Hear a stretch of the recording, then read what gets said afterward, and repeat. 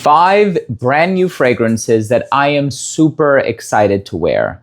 So as it turns out, perfume brands put out fragrances all the time. It seems like every week there's a brand new release. And these are 5 new niche acquisitions that I'm personally incredibly excited to wear. As it turns out, I acquire fragrances all the time, both designer, niche, indie, whatever the case may be. But these are 5 that for whatever reason, I think are super appropriate for the hotter months of the year. I think they all have something really special going on about them. And I'm gonna be honest with you, there's a lot of perfumes that come out that for whatever reason end up being very forgettable. And I tell myself, you know what, it's an interesting DNA, but it's not my style, or you know what, it's a mass appealing DNA, but I don't find it too interesting. So there's a lot of perfumes that get metaphorically discarded as far as me considering to wear them are concerned, but these are 5 that for whatever reason, I find them to be really interesting. I can't wait to wear these more. Before I dive into this video, I do want to mention that if you're a fan of fragrance-related content, and of course, if you love smelling your best, hit subscribe, hit the bell, and please give this video a thumbs up for the algorithm. It would really, really mean a lot to me. So without further ado, let's just go ahead and dive into it. So I'm going to be honest with you, this is one that came out a few months ago. So it is new. It came out this year, a few months ago, albeit. And by Boadicea the Victorious, this one is called Opal. Now, I am so excited to wear this one in the summertime. I'm gonna be honest with you, I've never actually worn this one in the summer. So I started off the year wearing this one all the time as it was a little bit colder outside. And let me tell you something, the performance on this fragrance is incredible. I've never had an issue with performance when it comes to Opal. This is coffee, there's iris, it's a little powdery, it's aromatic, it is super classy.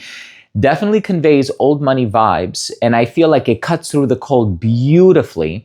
I just don't really know how it's going to perform in the summertime. I imagine it's going to be more diffusive. It's going to jump off the skin much more radiantly. That's going to be my guess. So I personally really enjoyed wearing it in the colder months of the year, but now I'm going to see how this is going to perform in the hotter months of the year, and I'm actually very excited about it.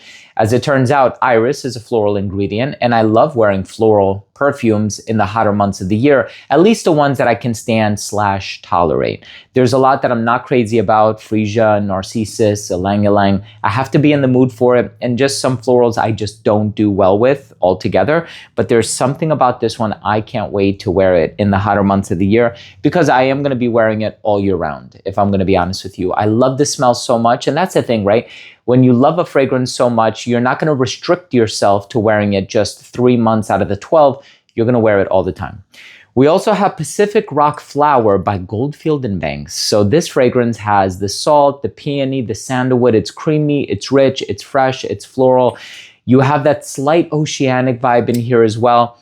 And Pacific Rock Moss is phenomenal. I found it to be a little feminine leaning, and I say that because it reminds me of Aqua Fiorentina by Creed. It reminds me of Light Blue by Dolce & Gabbana. So it did remind me of a couple other women's fragrances. This is the one that's kind of creamy to me. So despite the fact that it has the peony and the salt and the sandalwood, I think the sandalwood definitely makes it creamy, but there's something in here that also kind of reminds me of coconut or fig, which is why I've always said this one seems like a balance between Pacific Rock Moss and Mystic Bliss, which is this one right here in the purple bottle. So it's a really nice balance, or a hybrid, if you will, of those 2 fragrances, with more of an emphasis on the Mystic Bliss, just because I do find this one to be quite creamy, coconutty, slightly fruity. You get the gist. So the next one that I just don't know how this is going to do in the hotter weather, but I'm going to try it anyway because it's a brand new release, and this one is just awesome. By 2, it's called L'Explicite, which translates to the explicit. And this one is banana, peanut butter, and this bread accord. So it's this warm, cozy, banana-based offering, which is something you don't see too often in perfumery. There's some banana-based fragrances, Ambrosia Imperial. There's also Banana, or something like that, which is by Redolessence Parfumeur. So you have a few other banana-based offerings. And then I think there's also a brand called Mint, M.INT. I've reviewed one of their banana-based offerings as well. So it's like, I can probably think of like 5 other banana-based fragrances off the top of my head. It's not a ubiquitous note like apple or bergamot or lemon or grapefruit or something like that. Beautiful fragrance. I can't wait to wear it more. And as a banana-based offering, it has that uniqueness that I really, really appreciate. But you have to be a fan of gourmands. If you're not a fan of gourmands, I would urge you or recommend that you stay away from this fragrance. So this stuff is crazy. I just got this in the mail, and I've been playing around with it for a few days now by Boadicea the Victorious. This is called Noble. This fragrance is very expensive. I'm not even gonna lie to you, just like Opal. Opal is over $1,000. This fragrance is very, very expensive. You can look it up yourself. This is rose, it is ambergris, it's creamy, it's rich, it's floral, it is super exotic. It's a bit feminine leaning, especially if you make that association between rose perfumes and feminine perfumes. But for me, there's just something about this one. You know what it kind of reminds me of? It reminds me of Gucci Rush. And I love that fragrance. I actually have that rectangular red bottle. I have 3 of them, and my mother took one of them to Europe with her when she left recently. This is a beautiful rose ambergris, almost like peach or apricot type of scent. And Penhaligon's has one called Empresa, if I'm remembering correctly. That one is in the same family as this one too. There's a lot of beautiful, beautiful fragrances that kind of give off this sensual, peachy, rose, ambergris, fresh vibe. Noble is amazing. The quality of the raw materials here is super high, unsurpassed, and I just really, really love that one. Now, the one fragrance that I'm super excited to wear this summer, and I think once people get their nose on it, this one is just gonna pop off. I think it's an amazing fragrance, and it's a fresh yuzu, finger lime, milk, vanilla, and orchid fragrance with, I think, Georgie wood and ebony wood.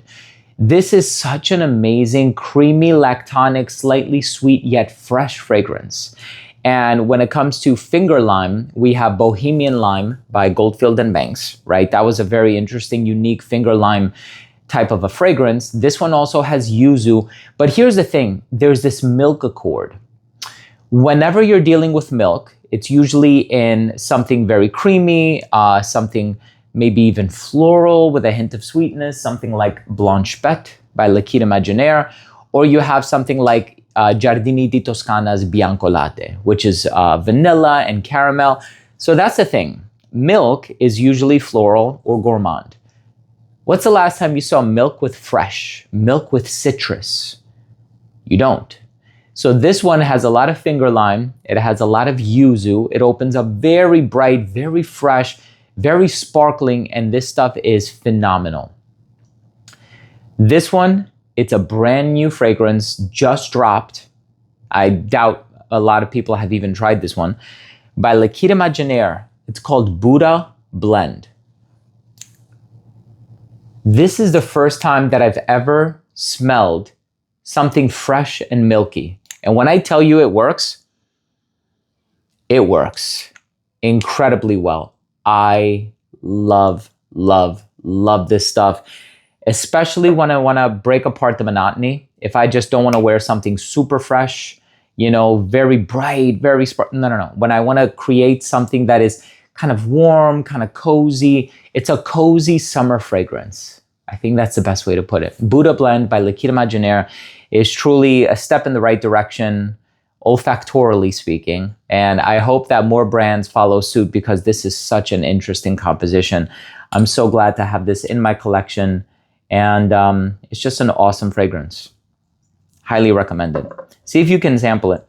Thank you so much for joining me. 5 brand new fragrances that I'm super excited to wear this summer for whatever reason. And I kind of delineated my rationale for each one. I hope you enjoyed this video.